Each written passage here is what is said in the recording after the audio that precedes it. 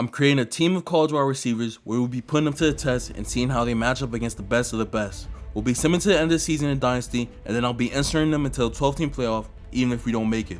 Stay tuned and buckle up, because this is going to be a long journey. Looking through the list of receivers, man, we have a lot of options. But for the first position for our team, it's only right we start with the quarterback, and I think we found one in Dewan Mathis from Temple. This 6'6", 200-pound receiver is coming in with 87 throw power and 76 throw accuracy, and that's definitely the QB for me. And next up, we have our running back, and look at the speedster here, 97 speed, fastest wide receiver in the game. Miami's very own Tyler Harrell. Next up, we have the fullback here, and we're going with Isaiah Williams from Illinois, who's coming in with the highest break tackle at 90 for all wide receivers in the game. Now it's time for the position that we don't have to worry about, which is the wide receiver position, and you already know these guys: Malik Neighbors, Rome Odunze, Marvin Harrison Jr., and Troy Franklin. Now for the tight end position, I went with the tallest receiver in the game at 6'7", 237 pounds from FSU, Johnny Wilson, who also has a 65 pass and run block. Now it's time for arguably the most important position group in all of football, and that is the offensive line, which will make or break this team. And starting off here with our left tackle, LeMake Brockington from Minnesota. Then we have Dirk Nelson from Colorado State with a 76 pass, 75 run block. Then we have Jack Beach from TCU at the center position, followed by the sophomore from UNLV, Malik Bradford at the right guard position. Then last but not least, Deuce Robinson from USC at the right tackle position. That's it for our offense. Now let's switch over to defense, where we'll be starting off with our DBs. Starting off with our best one here from Tennessee, the senior D. Williams, coming in at 5'11", 194 pounds, with some of the best covering stats at the wide receiver position, with the 81 zone, man, and press. Then next, from Wyoming, we have Jalen Sargent here, who's at 69 overall, but when you switch him over to cornerback, he goes up to a 74 overall, and look at them stats. Yes, sir. Then coming in from Central Michigan, we have Tyson Davis, who, when you look at his stats, is destined to be a lockdown corner. And now, here is someone who I personally feel like will be our X factor on the back end side at 91 speed and 95 acceleration and agility from Ole Miss, Dayton Wade. And you see where I'm zooming in at. It's time for the big boys up front, the trenches, the gritty work. And we're starting it off with a player from Central Michigan, Langston Lewis, who has 90 acceleration, 90 agility with 81 power move. Then to back him up from Tennessee, the junior, Brew McCoy, coming in with an 84 hit power. He is ready to knock some helmets off. This kid is going to be great. And then next up, our starting left end from Baylor, the freshman, Cameron Bonner, who has the highest finesse move rating at 87 for all receivers in the game. And then on the other side, at right end, is Isaiah Pope from Pittsburgh, who's coming in with an 86 finesse move rating and 94 acceleration and 94 agility. Jesus. And now it's time for our demon in the middle, our run stopper, our middle linebacker, coming from Oregon with the roster leading 85 hit power. Then on his left side, he'll have Tyrone West from Texas Tech with the 77 tackle. And on the right side will be Jared Hughes from Tulsa with the 74 tackle.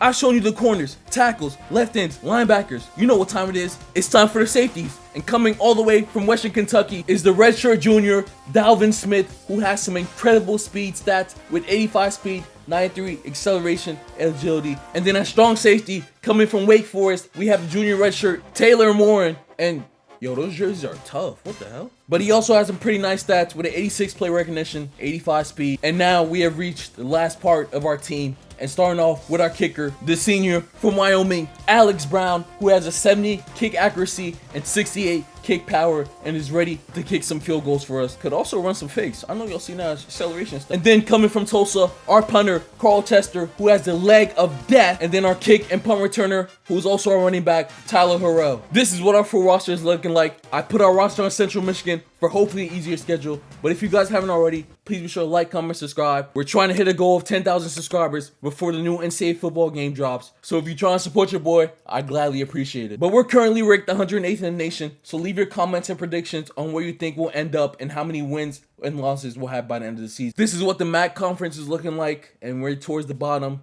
And yeah, they're just predicting we're going to have a terrible season. But our team still believes that we can win it all. And what better way to prove that than going against the second-ranked team in the nation, the Michigan Wolverines. And we got our ass kicked. On the bright side, though, our quarterback kind of went off, throwing for 224 yards and 3 touchdowns, and only got sacked 4 times. Our defense also played pretty decent, picking off J.J. McCarthy twice, followed with our kick returner / running back Tyler Harrell running one back for 64 yards and almost getting a touchdown. All in all, for our hardest game of the season, this one wasn't that bad. And then we get our first win of the season against the Mountain Cats right here, winning 24-6. And oh my gosh, we didn't even get that many first downs. They had 16, we had 9 first downs. And as you see, our quarterback had a terrible game as he only had 26 completion percentage. And it looks like our defense carried for the most part. And now on to week 3 against the Rebels. And we end up with another blowout victory, beating them 42-23. And the team stats are pretty similar for the most parts. But when it comes to players, our quarterback, DeJuan Mathis, had his best game of his career, throwing for 5 TDs, 75 completion rate. And our receivers also went off with the Dunze catching the longest pass of 63 yards. Now the next week here, we're facing the Toledo Rockets. And this looks like a matchup we should win. And we do in the nail biter as we pull off the last second win with the touchdown to Rome Adunze, 38 yards.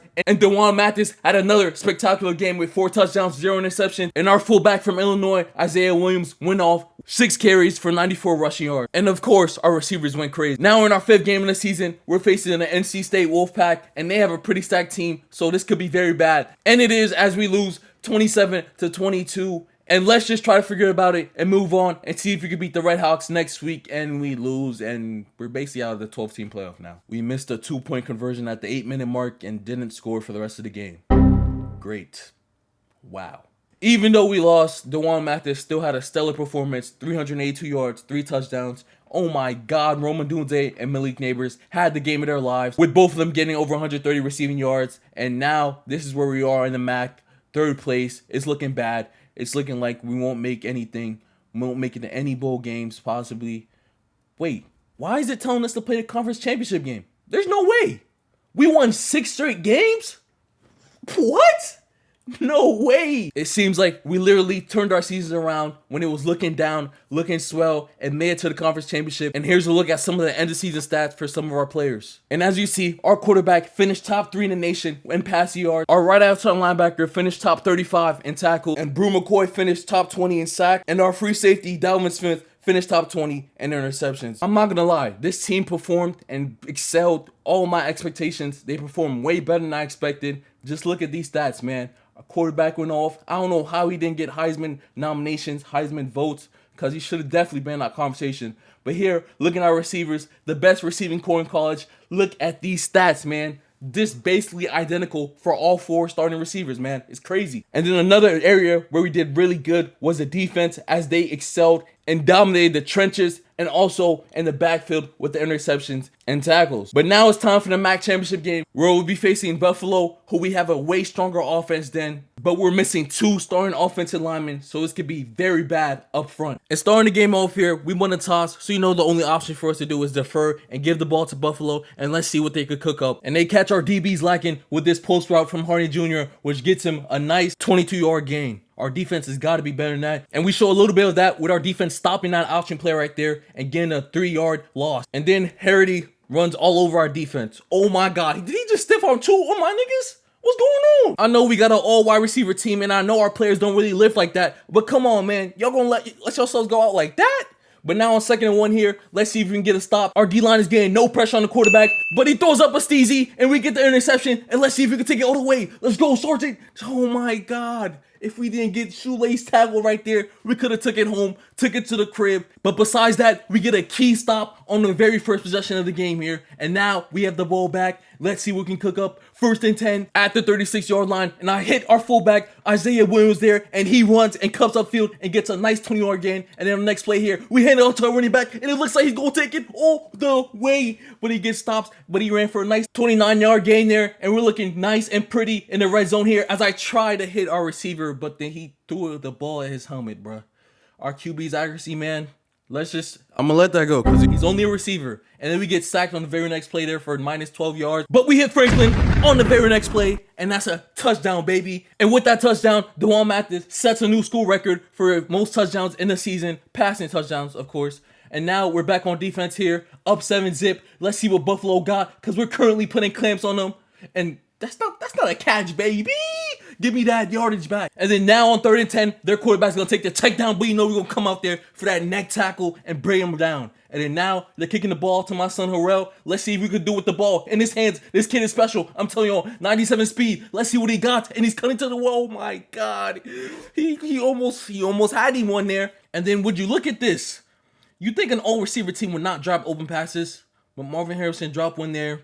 And then we get a 9-yard rush on his very next play. And look at my own lineman, bro. What is he doing? This nigga is not blocking. Like, I know you're a receiver and all, and you don't like to block, but please, for your QB's life, please block for me. And then here on the next play, Mathis showing off his legs and getting that 18-yard rush. And just to remind y'all, this kid used to be a QB at Georgia before he transferred to Temple. And then he gets another 11-yard gain right there. And then we make a fatal mistake as we pass in the coverage and throw our first interception of the game. Oh my gosh. We just gave Buffalo all the momentum back after we were just this close to going up 2 scores on them. And now look at them as they're starting to progress down the field and looking to make a run and trying to score before the end of the first half here. On 2nd and 11, they throw a pass in the coverage and they somehow, their receiver catches that 24-yard gain. And then they run the option play. And if there's one play my fast defense can stop, it's definitely the option plays. And then now on 2nd and 13 here, Schneider gets hit as he throws the pass. And that should have been an interception, but Dayton Wade dropped it. Oh my gosh. Why? You're a receiver. How can you not catch the ball? But regardless, we get the stop and force them to take the field goal and take the 3 points. And hopefully we can come back and get a score before the end of the first half here. And starting off 1st and 10, I see an open man down the middle. And that's the number 1 option, Rome Odunze for the 31-yard gain. And then now on 1st and 10 again, we run a screen play for Harrell. And he runs and uses all that speed and tries to spin out of it. But still gets us a nice 7-yard gain. And then 2nd and 3, we throw a dot to the Ohio State legend, Maserati Marvin Harrison Jr. for a nice 23-yard gain there. And now it's 1st and 10 inside the red zone. What can we cook up? And we hit Troy Frankton at the back of the end zone for the 14-yard touchdown. And we're looking sweet and solid to get this MAC championship, boys. The way this team is playing, you would have thought this was a regular FBS school team, but it's just a team full of wide receivers and demons as we hit Williams there, and he gets us a 23-yard reception. Yo, our fullback might be better than our running back. He plays and feels way more explosive than Harrell, which is crazy. But now on 2nd and 1 here, we run a play action pass and hit Jaden Daniels, number 1 target, Malik Neighbors, and get him into the mix. One thing I'm going to preach on this all-receiver team is EGE. Everybody got to eat as we hit our tight end, Johnny Wilson, there for the nice gain. And now on 3rd and goal, we hand out to Harrell, and he just walks and strolls into the end zone, baby. Let's go. This is straight domination, straight overkill, and it's some beautiful football to watch. But now we're back on defense here. 1st and 10. They got a nice, sweet little game with Harden right there. And then on the very next play, they start exposing our defense, exposing how we don't cover the outsides. As I try to keep my defense in the cover too, but we might have to switch it up here as they keep attacking our weak spots and our players on the field don't seem to adjust here as we just keep getting hit on it over and over again. And then they run a run play and they catch us lacking and get their first touchdown of the game. Even though they scored, I'm not worried because I know we have some demons on offense. And like Moneybag Yo said, you can't compete when you can't compare, as we have Harrell running out from the kickoff here and he looks like he's going to take it all the way. Let's go, nigga. Take that shit to the crib. Oh my God. Run that bitch. Run that bitch. Let's go. Oh, no more stamina. And he gets it to the touchdown here. 104-yard return. Cuz just broke a record. I just scored 6 like a touchdown. Wow, when it seemed like Buffalo was starting to get a little bit of momentum, we take that shit and rip it right out of their hearts, buddy. Let's go. Now we're back on defense here. They get a nice reception to Harden right there for a 13-yard gain. And then on the very next play, we're not having none of that. So we get a nice sack on him, lose 8 yards, and then we get this stop right here. DVU. Now they have to go for it on 4th and 10 since we're in the 4th quarter. And look at them. We're not even going to let you catch the ball. You're going to make sure you don't catch it. Let's go. Now we're set up with beautiful field position here. And we can look in to make another score as I throw it down the middle. But I got too cocky. And they get an interception right there, ladies and gentlemen. Whew. Let me calm down a little bit. Get focused. And let's make sure we don't sell this game right here.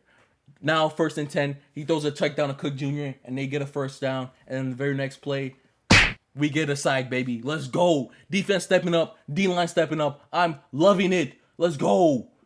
And then somehow, some way, they just got jiggy around our players and got to the 1-yard line. That's tough. 1st and goal. Then they get a nice touchdown to Cook right there. But on a 2-point conversion, we make sure to not let them get it. And now the score is a 12-yard gain with less than 20 seconds left. And how do we say it, baby? It's a GG as I'm just throwing it up and having fun out here. And that should have been a catch. to Adunze, but he couldn't keep one foot in, man. And that's tough. Would have been a beautiful catch right there. And now with less than 5 seconds remaining in the game, Buffalo has no hope left and they have to throw up Hail Marys. And they're just making my defense look better as we get that interception right there. And let's see if we can pull out something beautiful with the ball in our hands as we try to get jiggy, but we get taken down. But we get the W, and that's all that matters. MAC championship winners, your very own Central Michigan Chip Eyes. And let's advance to bowl week and see where we land up. So we ended up 30th in the nation after that win, which isn't good enough for the 12-team playoff. But I told y'all what I'm going to do in the beginning of this video. We're going to still put ourselves in the 12-team playoff, and we're starting off against Wisconsin Badgers as they went 11-2 and ended up as the 5th seed. So let's get jiggy and see what we could do. And looking at their overalls here, they're better than us, but don't seem impossible to beat, which lets me know that we could easily win this game if we don't make any mistakes and capitalize on all opportunities. As on this kickoff here, I start to run up in the middle, but we get stopped. And then on 1st and 10 here, we start off with a pass play, and I messed my receivers open on the left side and tried to run to the right side, but we got sacked. And now on 2nd and 14, we get blown up, and it doesn't look like we'll be running the ball out today. And then the next play, 3rd and 13 now, Harrison Jr. drops the pass, hoping it's not because of snow. But oh my gosh, this could be a very long game for us as they throw over our safeties on their very first offensive play here and get that nice 20-yard gain. And then look at these passes. Oh my gosh. Oh my gosh. What is going on with my defense right now? This is crazy. Maybe this is what it feels like to go from playing in a Mickey Mouse League to playing an actual Power 5 team. But now on 1st and 10 here, they run with Allen, and this kid is nasty, bro. As he runs for 17 yards there and just runs over our players and then run into the end zone on the very next play. This is going to be one where we're going to have to keep on fighting as we start off with the option play on 1st and 10 and we make the right read, but of course they have someone there waiting for us. And then now in 2nd and 12 here, Marvin drops the ball, and then on 3rd and 12, I see an open receiver upfield, and then he drops it. Oh my God. An all-receiver team with the best receivers in the country, our receiver, and they can't catch. The irony is impeccable, and to make matters worse, our running back is injured, and we have to keep him out for a little bit, which means we'll have to lean on the passing game a little bit more to the receivers that can't catch. It's crazy, man. But after that terrible offensive possession there, we're back on defense, and let's see if we could do something and make some shake as we get a stop right there. And then now on 3rd and 2, we finally, and I mean finally, stop this Allen nigga, and we're back on offense now, and then we get smacked. 3rd and 12, and our player drops the ball again. I'm done. I'm done, bro. What is going on with my team? What happened to the game I love? But we get another stop on defense here, and I'm just praying, and I mean praying we can score before this half ends. As I throw a nice dot to Odunze right there, and then we following up with Harrell getting a nice 7-yard gain. Nice to see he's back in the game. And then we hit Williams here on a 3rd down and 3, getting a nice 1st down. And then what should have been a beautiful dime is dropped by our receiver. At this point, I'm going to just blame it on the snow because this is just confusing and boggling my mind. As Harrell looks like he's trying to take it all the way, but he stops short, but he kicks up a beautiful 28-yard gain, and then we feed Williams, and then he heads and gets a touchdown. After all the drops and horrific things we've done on the field today, at least the score is tied, ladies and gentlemen. And now here, we get a nice stop right there, bringing it to a 2nd and 11. Their QB throws it with pressure in his face, and that should have been their interception. But I'll take the deflection. And then now on 3rd and 11, the QB throws it up again and throws it out of bounds to West Bubble. Let's go. Now their punter kicks it away to me. Let's see if Harrell can make some shake right here as he cuts to the left. Oh yeah. Oh my God. Beautiful blocks right there. Let's go. Let's go. Oh my God. We get pushed out at the last second, but that was just beautiful by Harrell there, putting us in perfect field position for us to get the touchdown, and I had to feed him right there and get him his, and he gets us a nice 14-7 lead right there to end the half and bring in the second. I really feel like our team is locked in now and feel like we're not going to make any grave or fatal mistakes. As on 3rd and 10 here, he throws up to Pauling. He gets that nice reception, but who was there? Oh my God, that nigga just hit the fuck out of him. Mr. Tennessee himself, D. Williams, comes in and lays the hammer on that receiver right there to get the ball back for this team. And oh my gosh, was that a special and beautiful play and exactly what we needed to finish this game and close off this game and get another score here as we hit Franklin and he runs and gets that 1st down for us. And then now in 2nd and 7, I see... Oh my God. Did we just sell this game? No. And of course this happens on the very next play. Oh my gosh, we might have just sold this game, ladies and gentlemen. Wow. The turn of events is crazy on this one, fellas. Just insane. Unthinkable, unspeakable. I am speechless. But we have the ball here to Harrell. Oh my God, he just almost took another one to the house if he didn't trip right there. And this might be the most important 3rd and 10 ever in DeJuan Mathis' career as he heads it up and hits Harrison Jr. up the field. Oh my gosh. Finally, Marvin's not dropping balls and showing everyone why he's great again. Then we hit Franklin for a 15-yard reception. And now we're looking nice and set. 1st and 10 here. I see no one open, so I'm going to just use the legs and get jiggy as we hit the juke and then get smacked. But thankfully, we didn't fumble. And then now we're going to hit Odunze on that screen, and he doesn't get the 1st down. Now 4th and 1. I got to lay my nuts down and go for it. And thankfully, we get it with Williams there. And then we run the option the very next play and get that tutty, baby. Let's go. 6'6", 200 pounds. Who is stopping my son, Mathis? Come on, man. And then look at this play, ladies and gentlemen. There's nothing to say about this one. This is just one of those plays. You just got to chalk it up to EA, man. Doing what they do best. But they get a field goal there, which keeps us in the lead, up by 4 points. We can't let them get the ball back, and gotta do everything to keep it in our hands as we hit Neighbors there for that 1st down. And then I try to connect with Odunze on that curl route, but the DB read it perfectly and swatted it down, and now they have the ball. Let's see if we can get a stop right here to end the game off. And he throws it up, and the kid from Ole Miss, Dayton Wade, intercepts the ball in what should be the game-sealing interception that should take us to the next round. And oh my gosh, was that a big play as the QB threw the ball up, and he should have known that's a no-no. Now it's time for the best formation in football, victory formation, as we take our QB kneel, and that should be game. Take us to the next round. Let's see who we're playing so we can give them straight belt, baby. And this looks like we're playing number 4th ranked Texas, who are currently 11-1 and coming in with a 93 overall team. But Quinn Ewers, their starting QB, is injured, so they'll be having Malik Murphy as their starting QB, which should help my defense a lot. As we get the kickoff here, since we lost the toss, and now it's 1st and 10. Let's see if we can cook up on this Texas defense. And holy Christ, I just almost threw an interception.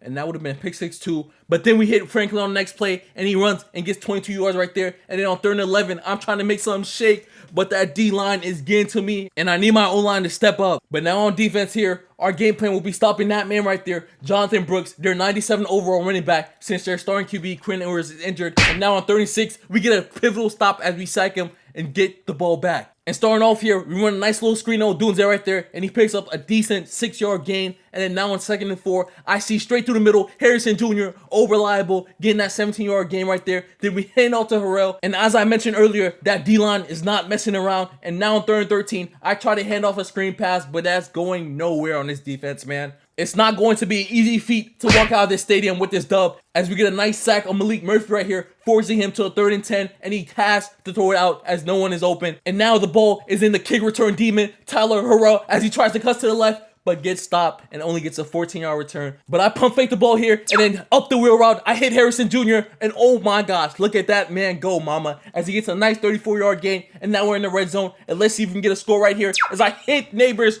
Oh my God, I just threw that boy a hospital ball, and then we run the ball in on this read option and get that tutty. Let's go. We're up on these boys, getting the momentum and proving that they're going to have to beat us instead of us proving we're going to have to beat them. As it's nearing the end of the first half here, and they have 0 points on the scoreboard, but they catch us lacking on this read option play, and Malik Murphy gains 8 yards. Now it's 3rd and 5, and they decide to run it with Brooks, and the one thing I didn't want to happen starts to happen as Brooks starts to get on kind of a little run right there. But our defense then gets our 3rd sack of the day, and now on 3rd and 6, they beat our cover 3 zone and get a ton of separation. What are my safeties doing? And now they're in the red zone with all the time to score as they run the ball, and we get a nice 2-yard stop on Brooks right there, and they head out to him again, and then he just runs the ball in. That is the one guy we can't let go of, because he will beat us with his legs.